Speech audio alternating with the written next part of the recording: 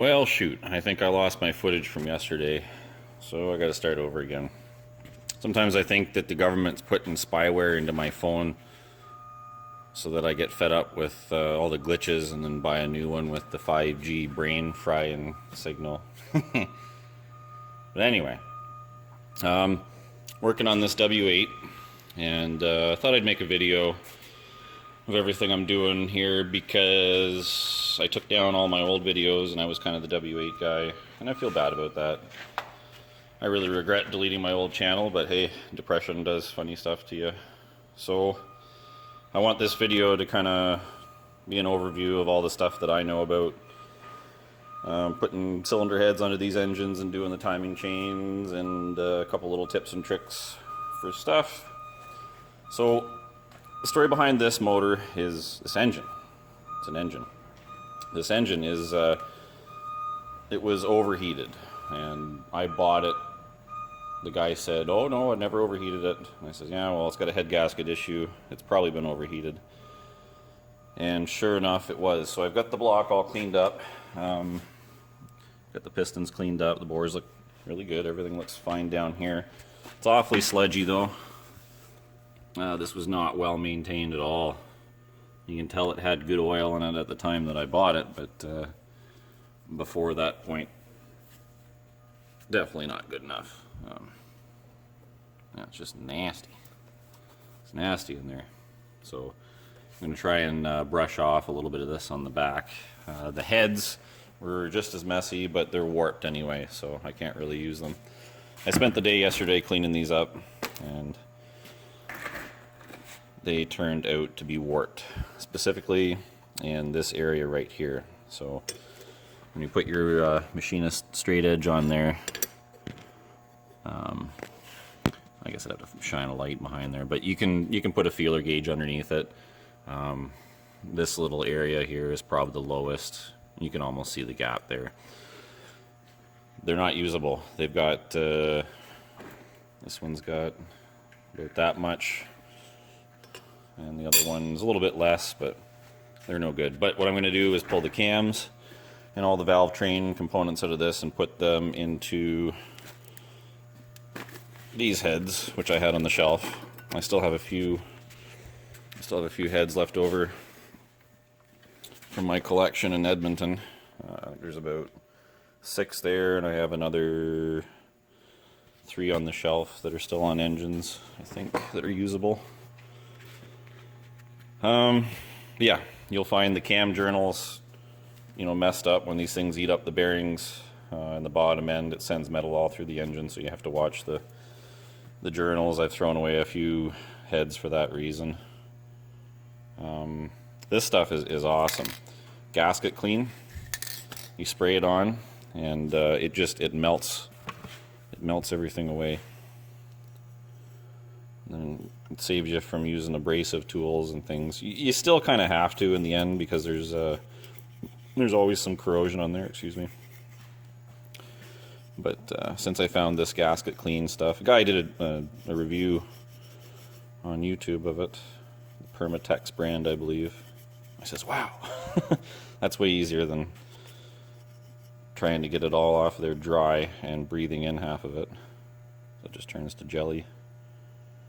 So I'll get these heads pressure washed, and then we'll transfer over some of the valve train stuff. I'm going to pull the cam phasers off and the solenoid body and take out the screens and put new O-rings and make sure it's all cleaned out, and actually pull the solenoids out of the body and make sure the valves are clean, because that's a big issue with these engines. It makes them run really bad. Yeah, those are a constant problem on W8s. And it's all because of the screens and Fram oil filters and not changing the oil often enough. Like every engine. Yeah, and the rods are super neat on these. It's a 9mm wide rod bearing, which is why I can't find anybody that will grind a W8 crank, because it won't fit their machine. The stones are too wide. Nobody has a stone this narrow. I'm thinking maybe a CNC lathe could do it, but anyway, that's for the future. there we go. The warped heads are pretty much ready to go back on the shelf. You're in pretty good shape if all of the valve adjusters, the lifters, come out with the rocker clipped in place. You'll find sometimes that they're stuck into the heads if you've had metal go through there, or if it's really sludgy and in bad condition. You'll have to work and wiggle those out with pliers. Just like any other engine, the lifters get stuck if it's not in that good a shape. So that's something. And I like to lay everything out on the table and mark it all. It's just easier that way because the intake and exhaust cams are different, but they're not that easy to identify. Cam journals could be better, but they'll do. They're not bad.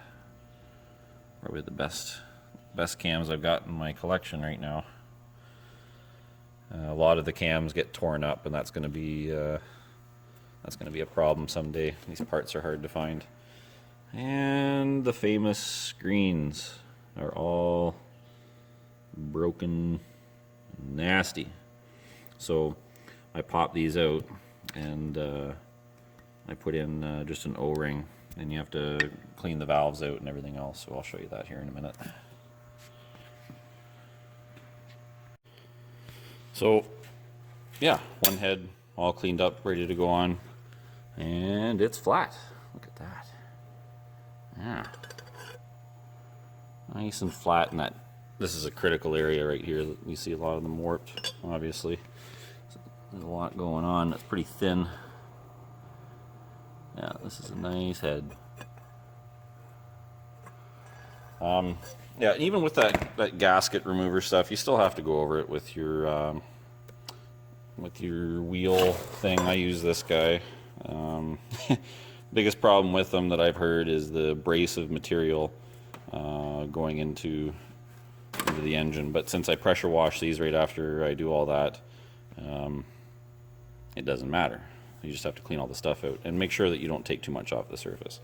There's always corrosion and crusty stuff around the edges that won't come off with any kind of chemical or plastic scraper. So yeah, I've never been able to completely clean a head with chemicals, but it's best to try and take as much off as you can, and that way you don't affect the flatness of the surface for your new gaskets. So these are the head gaskets that are going on this thing. One of them I think I got off Rock Auto, and this is one left over from another job I did, a dealership, I think. Yeah, I can't remember now. Where did that come from?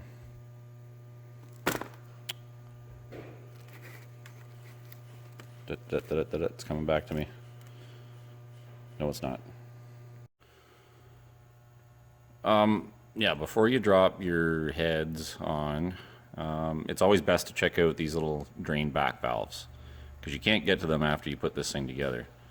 What these do is these prevent oil from draining back down into the sump out of the cylinder head, so it keeps all the variable valve timing stuff and everything all full of oil. Otherwise you'd have a really rattly startup. And I'm having that issue with the 4.2 swap Passat that I did. The heads have to come off, and these valves have to be replaced or cleaned out for whatever reason. So it's always best to give these a look and make sure they're in good shape before you seal this baby up.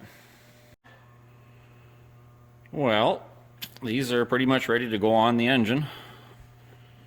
I'm just doing a leak check on the valves here, so I've got the ports all full of brake clean, and we're just looking for anything weeping out of the valves. It kind of squirts out of the, what do you call that, secondary air injection ports. You just have to wipe that off and take a look, and yeah, it looks like we're all good. I don't need to do a valve job. One of these heads actually came off of the very first hacksaw bearing W8 that I did, and they had a little bit of port work done to them. Not much, like just a little bit around the edges there, so I had to match the other head to that. Same thing with on the intake side. So we're going to flip these over and check the intake valves. And so far so good. Cleanliness is next to godliness. You have to spend a bunch of time cleaning. That's like half of the job here, more than half of the job. It's cleaning stuff. Okay, so the intake ports are all full. So far so good. See a little bit right there. That's nothing. That's probably just a little piece of dirt or something caught in the valve seat. And oh yeah, we got a little leak here, but probably the same thing. Like I said, a little bit of carbon or something stuck in there. We'll inspect it further and make sure everything's okay. Sometimes if you give them a little whack with a hammer, it'll reseat it and it'll stop leaking. So that's what we're going to try.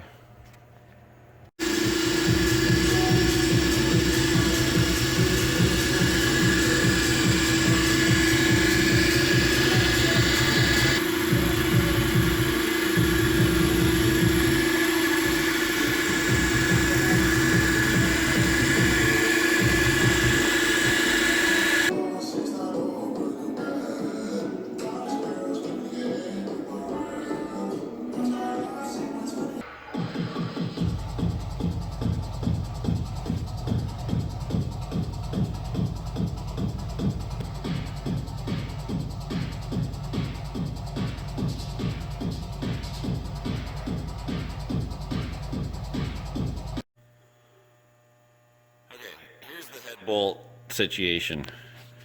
You need 19 of the medium length ones and 10 of the long ones.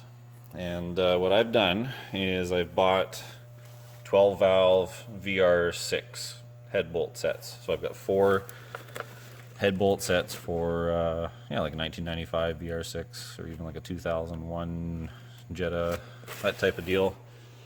And you get a bunch left over, but hey, you got enough to make up the W8 set here. So I'm going to go ahead and clean these off. There's some stuff on them from the packages. So I'll blow those off, oil them up, and we'll torque down the heads.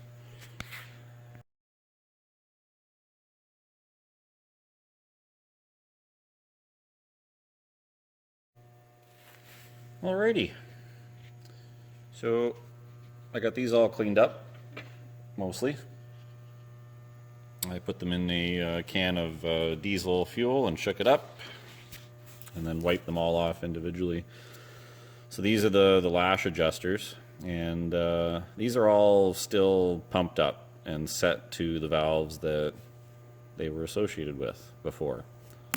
I didn't keep anything in order here, so what's going to happen, and this applies to a lot of other engines, is when you first fire this thing up, it's going to run like a bag of crap, if it runs at all. And that's because some of the valves are being held open and you won't have any compression in those cylinders until these bleed their way down and set the valves properly. So expect that. It's not the end of the world. You know, modern day engines are all machined really good. You can kind of flip this stuff around. It's not like the old days where everything is all seated into a particular lobe and into a particular lifter.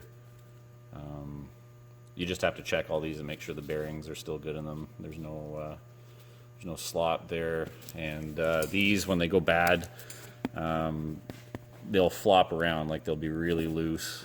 You know, they should feel like pretty much solid if they're good. And another thing that's important too is whatever engine you get these out of, if it's had metal gone through it, then these are all going to be packed full of metal, and I haven't had good luck with using valve train components out of those engines, so I try and keep that stuff separate. So if there is a way to clean it, that'll be dealt with, or they'll be thrown in the garbage. So that's that. All the head bolts are in and torqued down. Everything's looking pretty good here, nice and clean. That's a lot of work torquing those bolts. Not as bad as a diesel engine, but yeah, there's a whole bunch of them here. Nice clean cylinder heads, no sludge. If you have the opportunity to do that, do it. Clean it. Don't let your oil dissolve that stuff. So yeah, I'll go ahead and throw all these back in with some assembly lube, and then we'll get started on the cams and cam adjusters and solenoids and solenoid bodies. Well, that's a bit cleaner there now. So I'm happy with putting this back together. Now, that was a lot of sludge in there, and you don't want to rely on your oil to dissolve all of that. But before I get to putting the lower timing chain assembly on, I want to address the balance shaft belt. So yeah, this is loose and it's not clocked properly. You can see these lines are supposed to be pointing at each other when that's in time, and we're at top dead center here. So I'm going to go around to the front and remove the harmonic balancer, and we'll take a look in behind this cover and find a broken belt, and yeah, I'll fix that really quick so that's out of the way, and then I can double check and make sure that it's in time at the back. Well, that rattled out pretty easy with my impact gun, but it's still stuck to the other pulley inside of there that runs the belt for the balance shaft. So you can see there's a couple little holes in there, and you just run your punch into there and give it a couple taps, and this will separate pretty easily. But if you try and yank that off or pry that off, you'll break that plastic cover like I did the first time. So don't do that. Well, what do you know? Look at that. We have belt salad. Wonderful. They make an awful noise when that happens, eh? It's kind of sounds like a knocking noise. Like I had one that was actually sounded like rod knock, and it was the belt. And I fixed that, and then later on it had rod knock, but that wasn't the problem at the time. So yeah, that's all spinning nice and free. The balance shaft bearings have been known to go bad. I've never seen it happen. Those bearings all feel alright, but I've got a new one of those wheels, tensioner assemblies.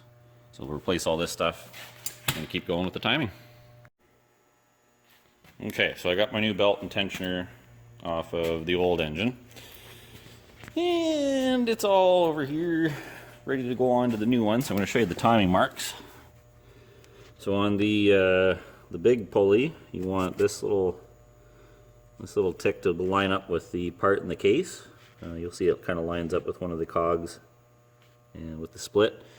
So that's top dead center, cylinder number 1, set to time. And over here on the little guy, you'll see there's a little divot there, and then there's one on the engine up here, and I've marked them with paint so that you could see it a little bit easier. But those are the 2 marks that you have to line up there. And then we should see the timing marks on the back lined up.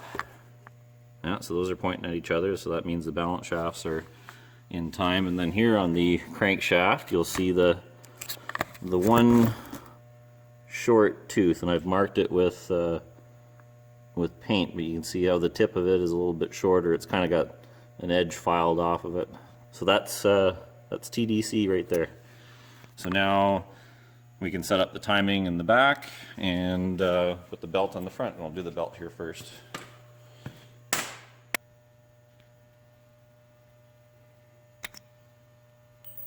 That's all there is to that. We'll just double check. Yeah. And this is like really hard to move. So that's the belt. Focus, you.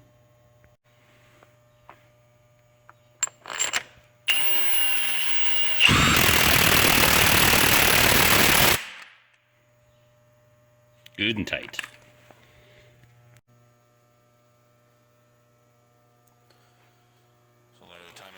Are all cleaned up.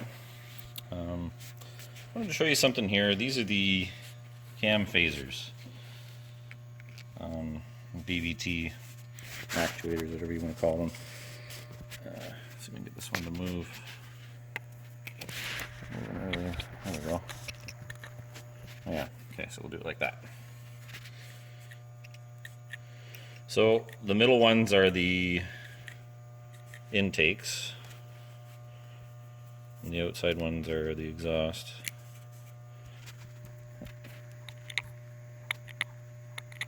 You can see how little the exhaust cams can move compared to the intake, right?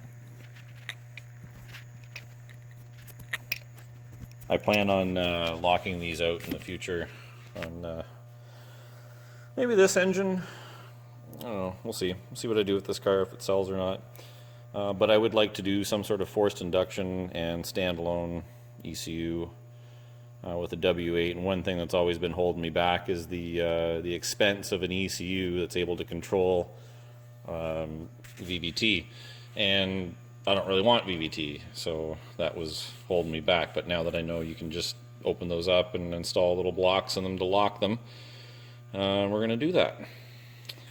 So over here, you can see I've got the solenoids all apart. And this is really the most important part of the whole job here. I see more problems with these than anything in a W8. What happens is little bits of the screens, like I showed you earlier, those break off and they go through and get pushed into the valves, and then it causes these things to stick in the bores. And a couple of them were pretty hard to take apart, and it's hard to tell, but yeah, there's little specks of screen and junk on those. So spending a little bit of time to clean these up on the inside really helps. You can unthread that thing from the top. I prefer not to. They usually come off on the bottom anyway by accident, so it's not too hard to pop those off of there. And if you have to re-crimp it, like if one of those things breaks off, then that's not a huge deal. They kind of stay in there anyway. They're held in by screws, and that thing bottoms out in the bottom of the housing here anyway. You'll want to inspect these. This is where the little rings ride on the camshafts for the oil passages. I've seen a couple of these assembled incorrectly where they actually broke off a chunk of one of these rings, and it was sitting down in the oil pan.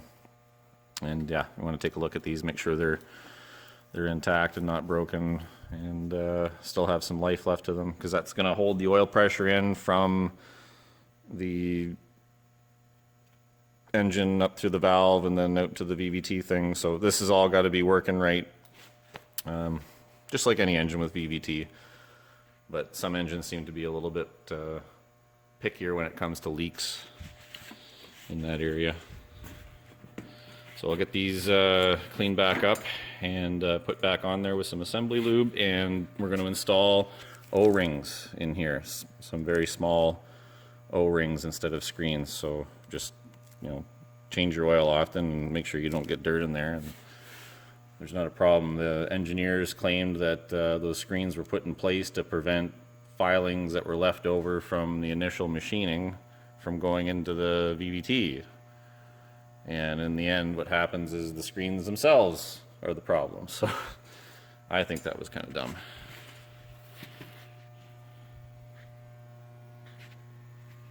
And we're going to reuse the hardware. I don't know where to get new bolts for those, so dry them off with brake clean, thread locker blue, bang them on with the impact, and you're good to go.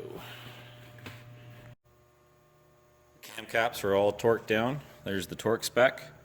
It's 44 inch-pounds, and then another 45 degrees. And then the VVT valve bodies are bolted on. Use thread locker blue on everything from now on. So all the bolts that hold the VVT solenoids in, and everything else, these little guys included, medium thread locker on all of it, because you don't want any of those coming out. I had an engine one time that this bolt had come loose in, and it sheared this pin off. Not good, so don't do that. Okay, so that's the lower timing chain. Just double check our marks here. Yep, we're still lined up down there. And the other marked link lines up with this hole, and there's a hole back in there. You can barely see it on the back sprocket. So that's how this is all lined up. And then, yeah, you'll see this timing mark comes into play for the other two chains. And it all makes sense once you look at it. Volkswagen was nice, and they put little marks and dots on things, unlike BMW, where you have to buy special blocks and tools and lock things, and just nonsense. You should have timing marks. Don't be lazy.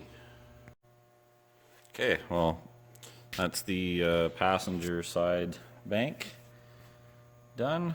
The timing marks are right there, so you'll see it says B1 with an arrow. And there's other marks on these sprockets because they're meant to go on either side. There's really no way to screw this up because you'll never line up the cams properly unless you do this part right. So the marked links line up there. You'll notice that two of the marked links are closer than the other ones, and that's the start because this one's the closest, and this is all the way back here. So that's how I always tell.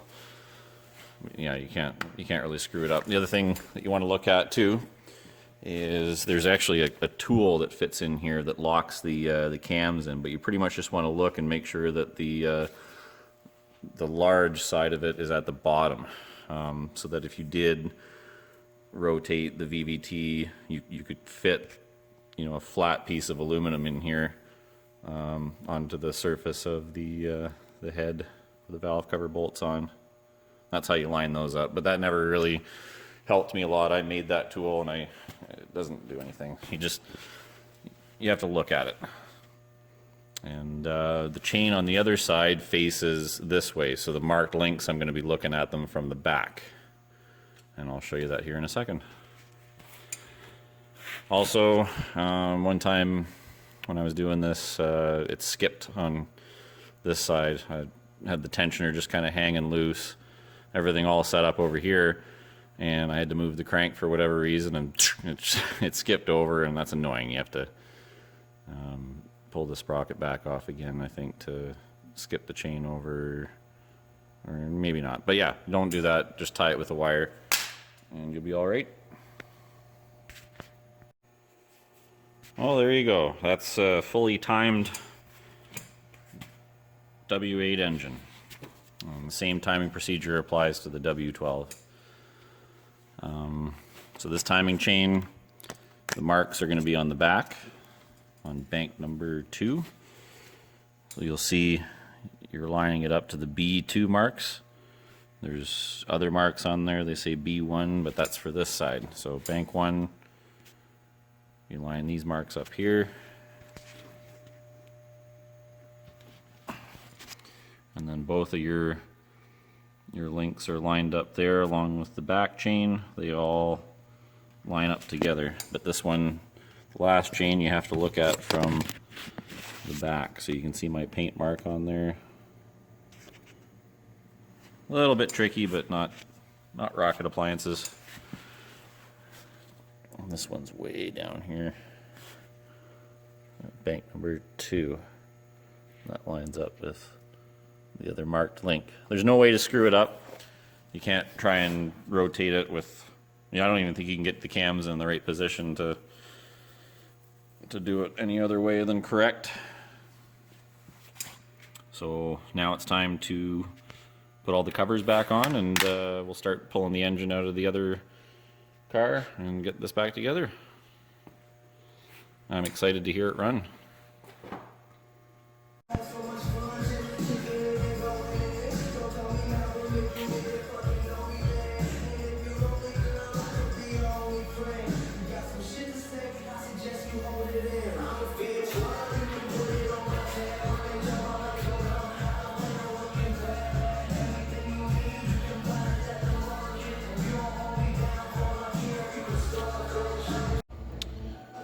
Well, this is the clutch setup that I made. It's a 1.8T clutch, and I've drilled the perimeter of it as the trigger wheel. And the position of the missing tooth part is different because on the automatic transmission the crank sensor is down here, and on the manual transmission the crank sensor goes up here. So I had to do a little bit of work to figure that out, but it wasn't terrible. And yeah, that's that's all there is to that. W8 dual mass flywheels are pretty hard to come by, and they're quite expensive. So I opted to do this, and I'll show you in a second here what I did to make it bolt onto the crank, because the bolt pattern is not the same for the 1.8T, and you're gonna laugh at this. Well, there it is. So I went and drilled the bolt pattern in there for the W8, and the pilot bearing is actually so this little centerpiece is press fit into the end of the W8 crank, and I think there's a different one for the manual, but I haven't seen one yet. So I took the automatic one and pressed in this pilot bearing, which actually has kind of a like a stepped edge to it. I can't remember what it's out of, but it's capped on the back, and it presses in there perfect. So that's the pilot bearing. And I've tested this out. I drove this for I think about 500 kilometers before the rod bearing started going bad again. I did my little hacksaw trick and made a new bearing for one rod that had a bad one, but I guess the damage is too bad on the crank. You can't really see it, but yeah, that was that issue. Pretty neat, eh?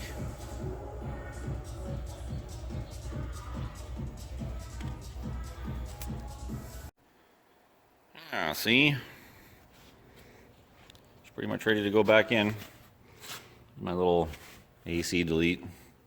The AC pumps on these run continuously even with the wire disconnected. So if you don't have the lines hooked up and you leave the AC pump on there, it's not going to last too long. The one I had about 1 year, and then it actually seized up and stopped solid. This is a little bit of the exhaust modification that I had to do to make this fit the front wheel drive manual subframe. Not the end of the world, but it was pointing directly at that mount, so it looked pretty bad at the first there, but nothing a little bit of welding can't handle. Everything feels good with the clutch fork. Yeah.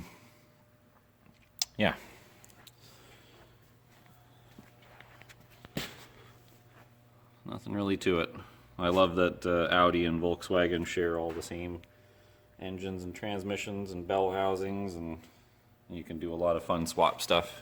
Just comes down to finding the right flywheel and clutch, or getting it made. So that's going to go right into here. And yeah, I put a manual subframe in this thing. It was what actually originally came in this car. When I bought it as a shell, it was missing the subframe and a bunch of other stuff. I had to bring one with me out of an automatic to roll it onto the trailer. I don't know why somebody... Well, actually, yeah, they were having engine problems and had spent a bunch of money on it and had given up on the car because of a failed repair. I think it's going to be pretty sweet. Alright, she's all back together.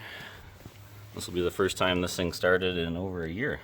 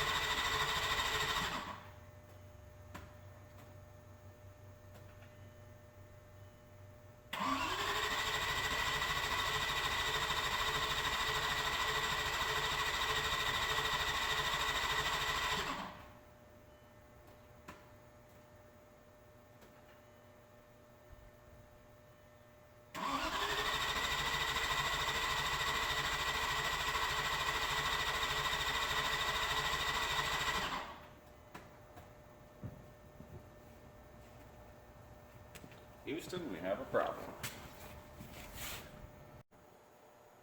Let's try that again, shall we?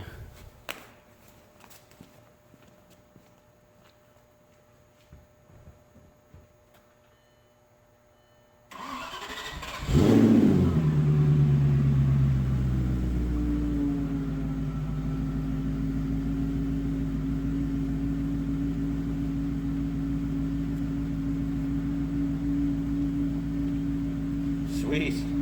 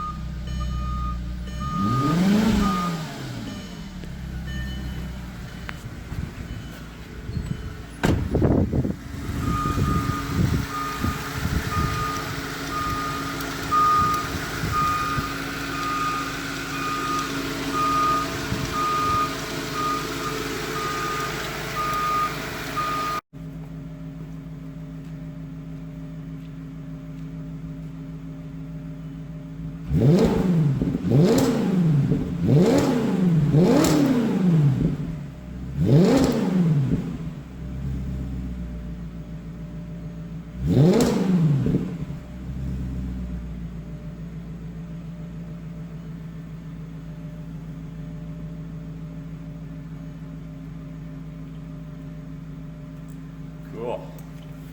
It's back.